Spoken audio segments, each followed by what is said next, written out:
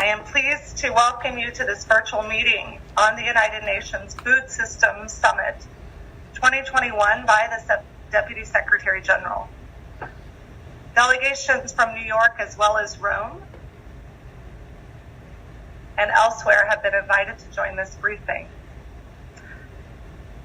As you know, the United Nations Food Systems Summit 2021, which will be convened by the Secretary General on 23rd September 2021, will serve as a historic opportunity to empower all people to leverage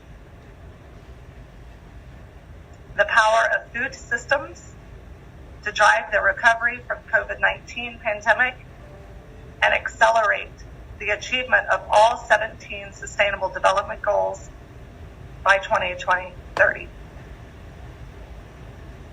As the culmination of an 18-month inclusive global process, including a pre-summit held from 26 to 28 July in Rome, the summit will bring together heads of state and government and other constituency leaders from around the world in a catalytic moment for public mobilization and actionable commitments to bring about tangible, positive changes to the world's food systems. Heads of state and government from all member states have been invited to make virtual statements of commitment to this agenda, alongside leaders from youth, food producers, indigenous peoples, civil society, researchers, the private sector, and the United Nations system. Today's briefing is organized as follows. Opening remarks by the UN Deputy Secretary General, presentation of the summit program by Ms. Agnes Kalibata, the Special Envoy for the Food Systems Summit, discussion and Q&A with member states, and the closing by the UN Deputy Secretary General. Before proceeding further, I would like to kindly request that microphones be muted throughout the meeting unless you are taking the floor. You need to keep your microphones muted to hear the interpretation. At the same time, please remember to unmute your microphones before intervening. There is no pre-established list of speakers. If you would like to take the floor, please use the raised hand function to indicate a request to gain the floor. And I would also encourage member states to be as concise as possible in their interventions to ensure maximum opportunity for all interested delegations to take the floor. It is now my pleasure to invite the Deputy Secretary General of the United Nations,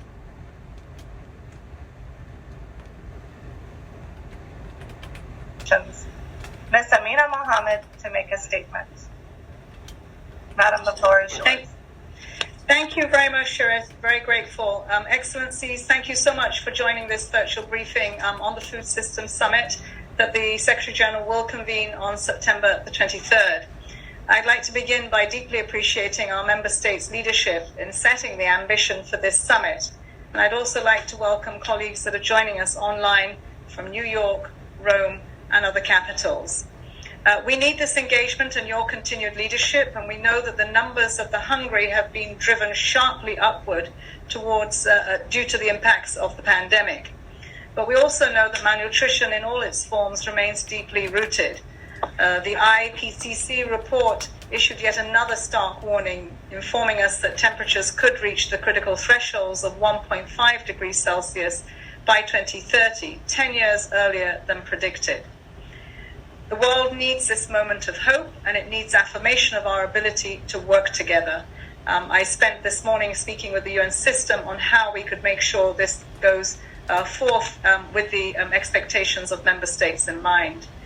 As acknowledged in the common agenda that the Secretary General gave on Friday, the summit is a reminder that humanity's very future depends on solidarity, trust, and our ability to work together as a global family to achieve common goals.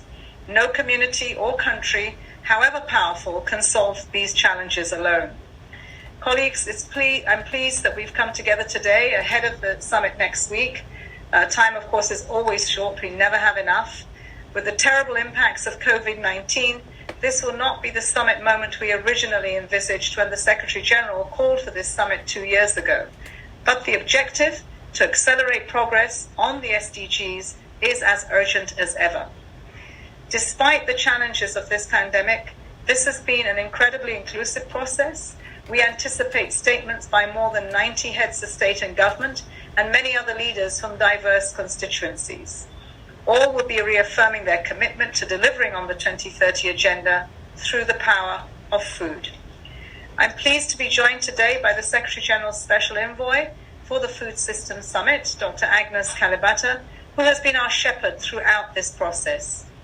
Working with the leadership of the Rome-based agencies and colleagues across the entire UN system at both country and global level, this has been critical to the summit's preparatory process, and I really would like to thank them and welcome the whole of system integrated approach. There's much that we can learn from this process as we move forward into accelerating our implementation towards the 2030 agenda. As you know, the preparatory process has been robustly steered by the summit's advisory committee.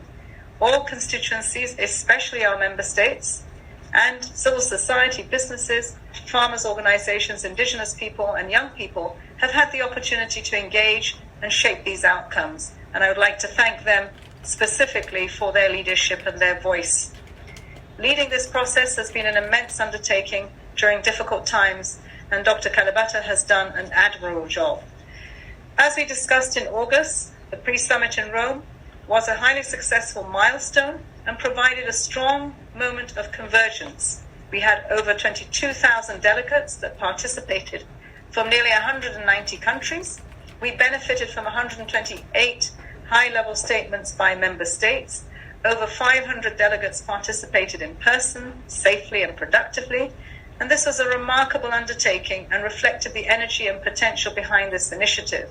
And here I'd like to give a special mention of those ministers that came from Latin America in great numbers and that we engaged with robustly.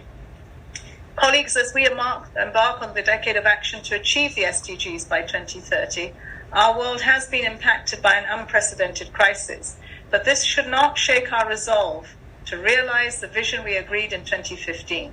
We made a promise of the 2030 agenda. Indeed, this pandemic should be a call to action to deliver on that commitment in spite of the challenges. Next week, the Food Systems Summit will serve as a moment to help start our recovery from COVID-19 and get us back on track. And we must carry this energy through the rest of the decade. We set 5 outputs for this process, comprising a portfolio of action to make progress on the SDGs. I will use the remaining time to update you ahead of the summit before opening the floor for discussion. First, the Secretary General's Statement of Action. This non-negotiated document will recognize the urgent challenges we face, but also set an optimistic vision aligned with what we agreed in the 2030 agenda. It will recognize those that manage our food systems hold the potential to do even more for people and planet. The statement will acknowledge the contributions of all actors to this process and set a direction for the way forward, including UN's commitment to continue to enhance cooperation and respond to countries' priorities to support progress. It will reaffirm that there is no one-size-that-fits-all approach to the food system, but that actions are needed everywhere if we are to make the necessary transitions to transform our world. And here, again, I would like to thank member states who have individually and collectively made inputs into shaping this statement. That statement will go to the advisory committee today as we have been continuously receiving inputs into the statement. Second, there will be a compendium which will capture all of the inputs, learnings, and offerings of this process and serve as a living resource online. Third, we envision country-led efforts to achieve the 2030 agenda through the power of food systems. We have seen incredible national and regional leadership in this process. 148 member states have led national multi-sectoral dialogues on the future of food systems in their own context. Often building on existing national food strategies, the pathways that are emerging from the food systems dialogue will help the coordination of efforts to transform food systems in a manner aligned with the 2030 Agenda and adapted to local contexts. Member states have been invited to share their pathways, and they will be welcomed beyond the summit moment as well. These national dialogues were complemented and supported through an additional mobilization of 11 global dialogues and over 920 independent dialogues. In total, the Summit's Dialogues program has engaged over 100,000 people in action-oriented conversations around how food can help us realize our ambition of the SDGs. Along with the action tracks, the scientific group, and other work streams in the process, the dialogues have helped to shape our fourth output. 5 areas of action that will help underpin the Secretary General's statement of action are an opportunity to strategically link new methods of support to country priorities. We have framed these 5 areas of actions as nourishing all people, boosting nature-based solutions, advance equitable livelihoods, decent work and empowered communities, building resilience to vulnerabilities, shocks and stresses, and support means of implementation. These 5 action areas together represent a systemic approach to the fulfillment of the SDGs through food systems, and they do take into account the 8 emerging themes from the pre-summit in July and many more that we have discussed with member states and with other stakeholders in the past few weeks. They've been refined to account for strategic feedback that we received from the Summit's Advisory Committee, as well as from many member states and stakeholders. This approach recognizes that our efforts must be responsive to country priorities while facilitating systems impact at scale, including through multi-stakeholder initiatives. Many multi-stakeholder efforts are emerging through the process, and the Secretariat released a commitment registry last week to bring forward as many of these as possible. Finally, in relation to the follow-up and review, the momentum generated by the Food Systems Summit should be maintained, particularly around the provision of demand-driven support to countries. The success of this summit will not be measured by how many news articles we see in the next week, but by the acceleration efforts we see from the day after, at the country level, investments that we can leverage for governments to move forward the agenda of the SDGs. To ensure coherent actions and assistance for the successful implementation of the outcomes of the summit, the Rome-based UN agencies, in close consultation with the Special Envoy, are putting forward coordination, support, and reporting arrangements. We have always said that we don't need new structures. What we do need is for existing structures to be responsive to the priorities and the ambitions and expectations that have been laid out by governments and key stakeholders around the world. The Rome-based agencies, FAO, IFAD, WFP, working closely with the UN system and partners, are well placed to build on their leadership and continue to act as champions for this effort. Most of the work that we will be looking at will be at the country level, working through our reformed and repositioned UN development system under the leadership of our resident coordinators. We will look to ensure a strong connection between the high-level political forum and the follow-up to this process, including by sharing an annual progress report. The Committee on World Food Security, the CFS, the HLP on Science, remain an essential platform for inclusive international and intergovernmental for all stakeholders to work together to ensure food security and nutrition for all. They have a tremendous amount of tools and facilitation for this process to continue in its implementation of the 2030 Agenda. We must leverage that. Excellencies, thank you again for your leadership and commitment to this process.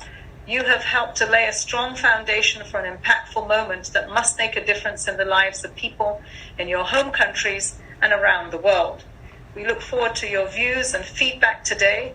The Special Envoy will walk us through the summit program in a moment, and I encourage you today and in the coming days to the weekend to give us any feedback that you would wish to see further shape the ambition of our outcomes. Thank you very much for the time given to us today. I thank the Deputy Secretary General for her statement. It is now my pleasure to invite the Special Envoy for the Food Systems Summit, Ms. Agnes Kalabata, to present the summit program. Agnes, the floor is yours. Thank you so much, Your Excellency DSG. Thank you so much for those remarks and for the recognition. Excellencies, let me start by really adding to the voice of the DSG on thanking you for the support that you gave us in the pre-summit and the success that the pre-summit was. I specifically want to call out the Italian government for really going out of the way to ensure that the pre-summit becomes a huge success. And I want to call out the group of friends that have really been extremely supportive throughout this whole process, and the RBAs, of course. I want to call out the team that is led by Martin here, that is working with me. I would not have been able to do this work without their support. And of course, David's support, Joachim, and the association leaders. Again, this is a multi-stakeholder effort that has been massive, that I would never have been able to really pull off without their support. So with that, I'm going to take you through the summit program, highlighting the key pieces of the summit where member states have been. Next slide, please. So we have about 12 hours to do this. All the work that we've done in 18 months, in the last 18 months, is going to be, we are going to have to showcase it in 12 hours. We will kick off the day at 8 o'clock with a press conference led by the president. We will then go into what we are calling the People's Plenary. The People's Plenary is really an opportunity to build on the pre-summit and bring out the voices of what we've done over the 18 months, just to ensure that everybody is fresh in their mind around what this process has been. So we will bring forward the dialogue conveners, the scientific group, just in a 2-hour process, but also the constituency voices, to ensure that we are having a conversation that really ensures that the summit itself continues to be that place where we see a people's summit coming together. So once that conversation is finished, we will go into the official opening by the Secretary General. And from the time the Secretary General after he gives his statement of action, we'll then go into member state statements, especially around multi-stakeholder commitments. But also in each of these segments, we'll continue to ensure that there are constituency voices that we are hearing from member states, but also we are hearing from critical voices in constituents in the different constituencies we've been working with in the summit. We have a huge block between 1 o'clock to 5 o'clock that are dedicated to leaders' statements, member state statements, and again, in each case, to the extent possible, we'll be putting in voices from the constituencies that are in the food system. We will have at 5 to 6, we will have a look. We will look forward to approaches on follow-up and review, and here we'll be engaging with UN agencies around what delivering, given what they've had, given what they've seen in the last 18 months. We'll have a conversation with them around how to take forward the work post the summit itself and into 2030. So that conversation will again be followed by a number of statements from heads of state, and then we would the whole conversation, once done, will have a closing ceremony that will be led by the DSG. Can we go to the next slide?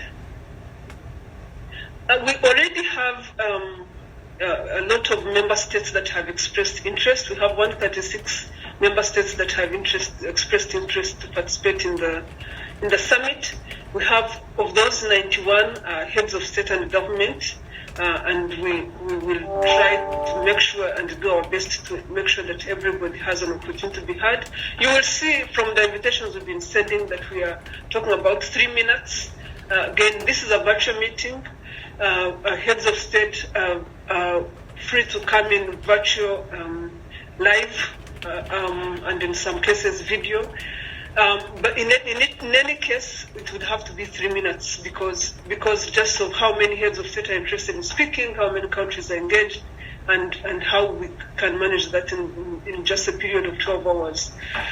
We have already gotten 148 national countries engaged in national dialogues. Of these, 37 pathways have already been submitted and posted. There are a number that are under review. We believe that by the time of the summit, we'll have about between 70 and 80 pathways, national pathways that are posted and reviewed. And this is something we are extremely proud of. Even though we know that national pathways will continue to be developed and fine-tuned, we are extremely excited that there are member states that are anxious to ensure that they have clarity of where their pathways are leading by the time of the summit. We have put up a commitment registry, like the DSG has said, to encourage member states and constituencies across the 5 areas that DSG called out to indicate their commitments and their call to action. The SG put out this summit on 2 premises: make it a people's summit, ensure commitment to action so that we can come through on SDGs. So this commitment registry is really to encourage member states, constituencies, everybody who feels like they need to do something, to commit, to present their commitment and really be part of what we can showcase coming into the summit.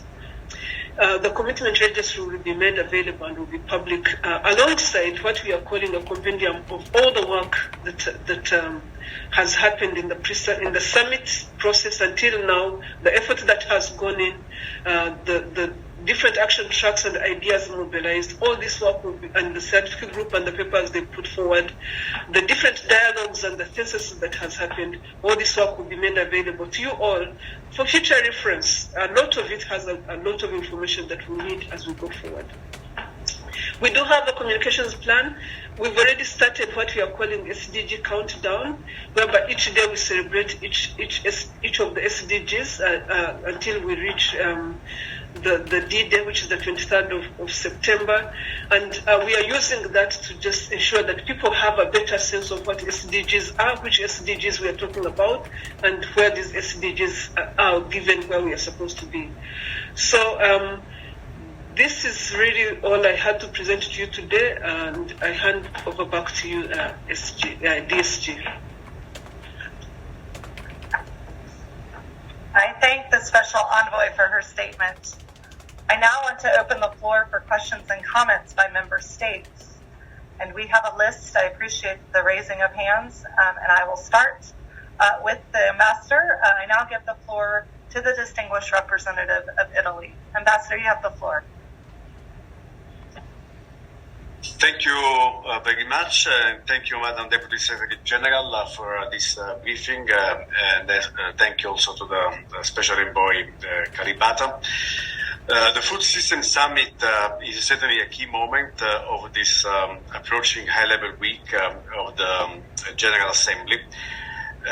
We need to capitalize at the summit the meaningful contributions coming from the 18 months long process so far, including, of course, the pre-summit that took place in Rome.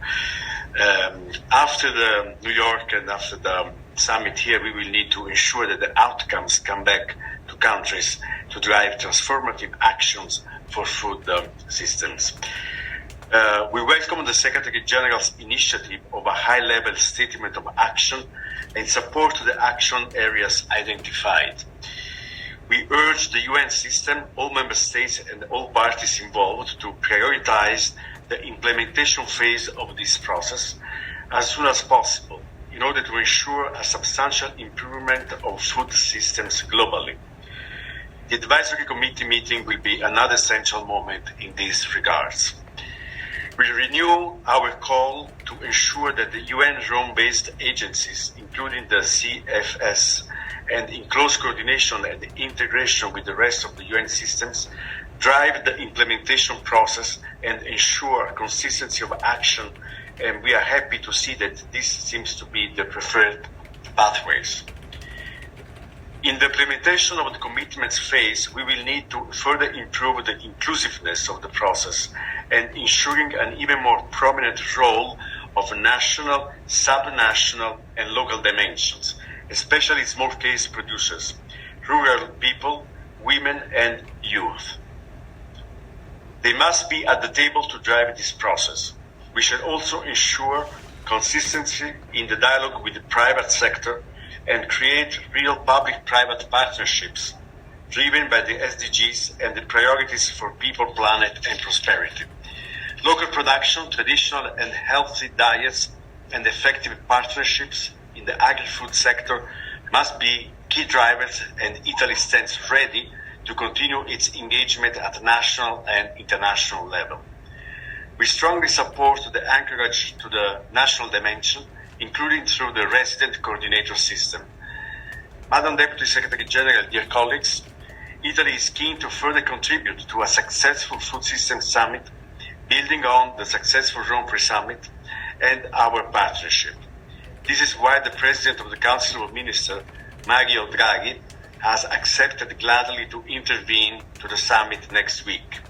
Afterwards, we stand ready to work together for the next phase, including by convening soon after the summit the next meeting of the Group of Friends of Food Security and Nutrition, which we have the honor to chair, in order to work with the Member States on the follow-up of the summit. I thank you very much. I thank the distinguished representative of Italy. And now I would like to give the floor to the distinguished representative of Argentina. Madam Ambassador, you have the floor. Okay, thank you very much, Madam Amina Mohamed and Agnieszka Levatas. Thank you for the information and for your work. At the outset, I would like to highlight that Argentina has been very engaged in the Food System Summit preparatory process. As active members of the advisory committee, we have shared all the information with the GRULAC countries for their knowledge and consideration. In addition, we have participated in the action tracks, organized 3 national dialogues, and joined the School Meals Coalition. This level of engagement reflects how important this topic for my country, Argentina. In effect, Argentina is one of the main global suppliers of healthy, nutritious, and quality food, and we consider that this summit provides a unique opportunity to share excellent practices among all countries by recognizing the diversity of food systems in the world. As far as the summit is concerned, we would like to reiterate the importance that the Secretary General Declaration of Action is in accordance with agreed language, especially in line with the 2030 agenda. Furthermore, it should be emphasized in a narrative which foods are part of the solution to the current challenges we face. Up to now, we have not received yet any final version, so it would be important to get an update. As for the program, what happened? As for the program that was circulated to the advisory committee last week, we have a couple of questions. Firstly, will circulate a list of speakers. Secondly, can you clarify how the moderated discussion will be organized? Are member states allowed to participate in sort of segments? Last but not least, the draft compendium that you intend to present as part of the Food System Summit summary includes input submitted by all the stakeholders.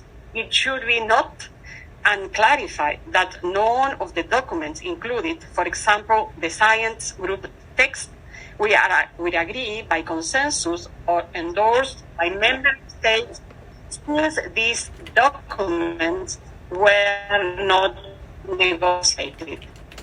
Really, I'm really very disappointed with this connection. The quality of the connection is very, very bad. Please help us. Thank you. Ambassador, thank you so much, and for your intervention. And we will look at the connection. I now want to give the floor to the distinguished representative of Germany, who is in Rome. Good morning to New York. Good morning, Madam Deputy Secretary General, and good afternoon, dear colleagues here in Rome and elsewhere. Thank you, Madam Deputy Secretary General, and to Dr. Kalibata for this opportunity to have this exchange with you, and thank you for your briefing. We really welcome this opportunity, also in view of the fact that there are still quite a number of open questions, I would say. And it's good that we have this possibility a few days ahead of the summit to come to these open questions. For example, we see still some need for clarification with regard to the following questions. How does the UN exactly want to set up the follow-up process? How will this follow-up process feed in and be implemented in the exacting UN structures and interact with other UN entities and processes? We strongly advocate a key role of the CFS, and it was very good to hear from you, Deputy Secretary General, that you share this view. But which possible role does the UN see specifically for the CFS? And how does the UN Food Systems Summit correspond with the Climate COP coming up at the end of the year and the Biodiversity COP, with the Nutrition for Growth Summit, etc.? Lastly, the program that the Special Envoy has just presented, and which is part of the presentation, can we take it that this is the final program for the summit? On a more specific note regarding the envisioned statement of action of the UN Secretary General, we once again would like to express our desire to have a more ambitious statement of action from the UN Secretary General, and we refer in this context to our comments transmitted on 2nd of September. We like to stress again that the statement of action should above all draw conclusions from the explicit assessment of the IPCC and the SOFIA report that food systems in their current form are a main driver of environmental degradation and, if transformed towards sustainable systems, can and will play a central role in mitigating the negative effects of climate change and of the loss of biodiversity.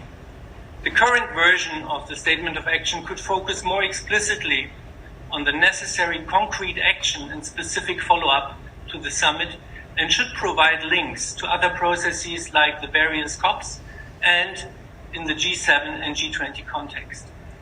The need for action towards global transformation of food systems to more sustainability could be described more specifically from our point of view. A word on the follow-up process, if I may. As mentioned in the previous meetings, Germany is not in favor of creating new structures for the follow-up process, like you said yourself, Deputy Secretary General. However, it could be worthwhile to consider the identification of a figurehead within the existing structures who pushes forward, coordinates, and takes UN system-wide responsibility for the follow-up process. Metaphorically speaking, we need to know whom we can call in order to continue our work and carrying on with the overall important work on the follow-up to the Food Systems Summit. Lastly, concerning the One Health tripartite arrangement that I think is mentioned in the Special Envoy's presentation on emerging and existing initiatives, where inter alia, under the first block, the One Health tripartite arrangement is mentioned as one of these initiatives.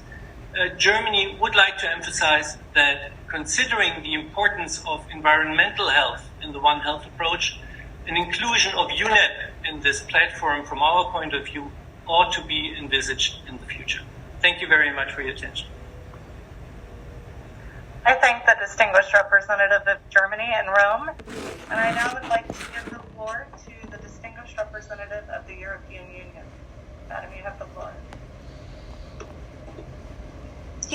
Good afternoon and good morning. Thank you for the time made available for us to have another round of exchange prior to the summit. Very much appreciated. Let me start with really congratulating you, the Deputy Secretary General, and you, Agnes, and your team for having taken this very bold approach to co-creation, bottom-up, multi-stakeholder running the process for the Food Systems Summit. So it's very good that we see that it is going to be also the summit moment itself, a people's summit, so that there is role and place for various actors throughout the plenary. Perhaps we can have a bit more information about, will the action track leads be there? Will the anchor organizations of the action tracks be there? Will there be representatives of youth, indigenous peoples, of the levels of change, gender and human rights? What place will there be? And same for the science group representatives. How will this play out during the summit moment itself? We are also going into what is supposed to be a solution summit. I think with the ambition, Rome was the baking and New York is the icing. We are not yet entirely there. So I think we need more clarity about the coalitions of actions, how they will then be able to mature beyond the summit moment. How will this be organized? We are also, we have seen that in the, how should I say, since the pre-summit, there have been also now references to a number of existing initiatives that have their own life and that have not come out of the summit preparatory process. So why this? Because it may take away some attention from the innovative things that have come up, and they are large in numbers out of the various tracks that we have been following. A very practical question: how can we join coalitions? The registry that is there there is no reference to coalitions, so it's a bit difficult for us to see how we can position ourselves. Also, concrete question: what is the lifespan of the registry? If we see initiatives still needing some maturity time, how long will this registry be available beyond September? That would be very useful. For instance, the EU has been active basically in all action tracks. We are very supportive to the summit. We will also be supported to the follow-up, but we are currently not really in a position to see where we would commit to what we would be committing ourselves, because for many things there is not yet clarity on what to commit to. On the post-summit governance, we have heard a number of pillars already, so very grateful for that. Also very pleased to hear the reference to the high-level political forum as the overarching place for tracking progress on the SDGs, and the food system is connected to so many various SDGs, so very good. Country level central, we concur, but then also concrete question: what happens to you, Agnes, and your team on the 24th of September? How long can we still build on the team to see progress and maturity, including for developing the follow-up process to the summit more complete in a more complete manner? What will be the role of the action tracks beyond the summit moment? What will be the link with the COP processes? This is not yet clear. We have also not seen this in the first draft of the statement of action of the Secretary General. RBAs have to play a central role because the expertise evidently is in Rome. But our experience as members on watching and encouraging the RBAs to really work together has not been very promising over the past years. So what will make it different in the years to come? We definitely do not want to bury the momentum created by the Food Systems Summit by pushing it into an RBA collaboration that so far has been dysfunctional. A bit hard, but I think it might reflect the views also of a couple of members in the room. Using existing mechanisms, very good. There is another element, science policy interface, the role of CFS++. How do you see this? It might be too early, but it also merits a discussion, I think. Yes, thank you for these points.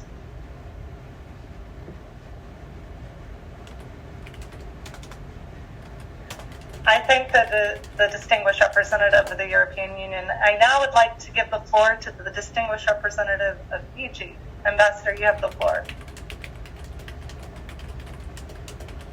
Thank you, Madam Chair, and good morning and good evening to colleagues across the world. I join our colleagues in, first of all, thanking you, DSG, and Special Envoy Agnes, and your team.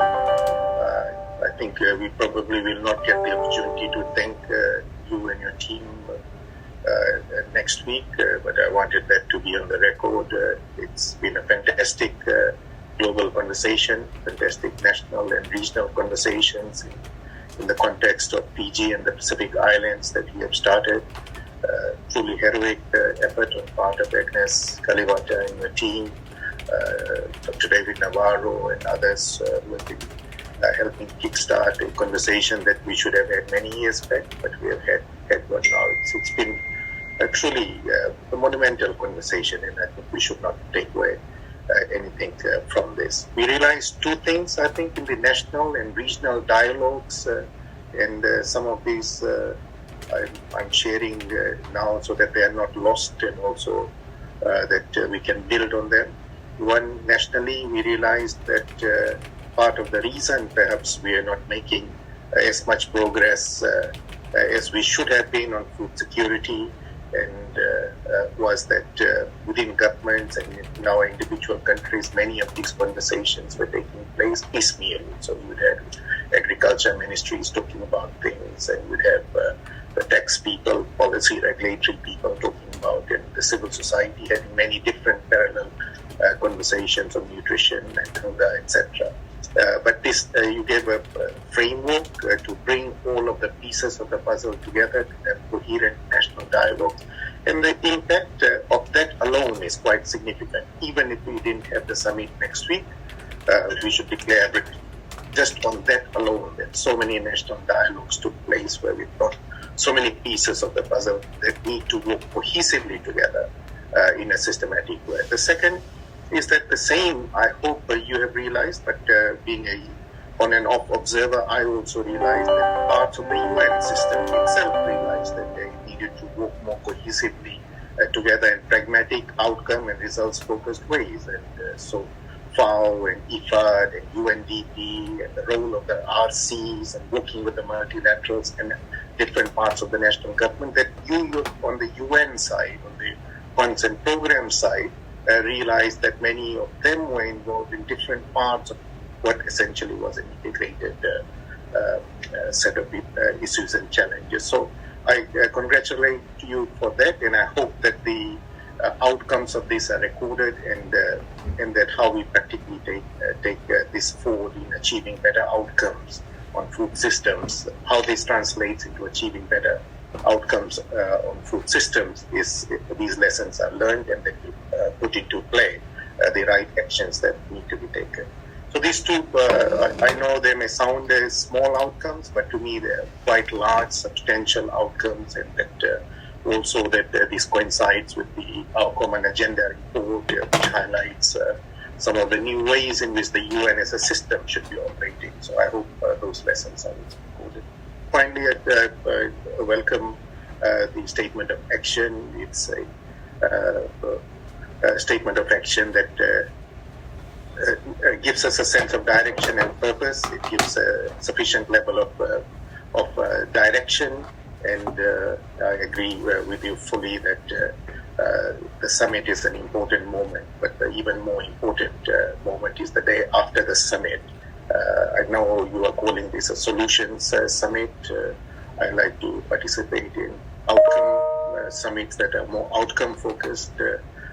The next step, and I hope that we will continue the work in post-summit, that we will have an action plan and that periodically we will be receiving or we'll be sharing outcomes with each other and learning from how we have arrived at different outcomes. But thank you very much.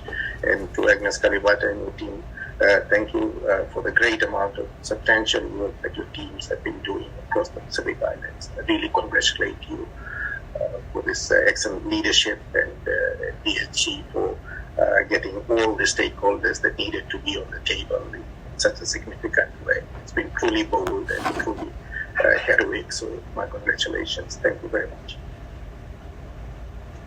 I thank the distinguished representative of Fiji. I now would like to give the floor to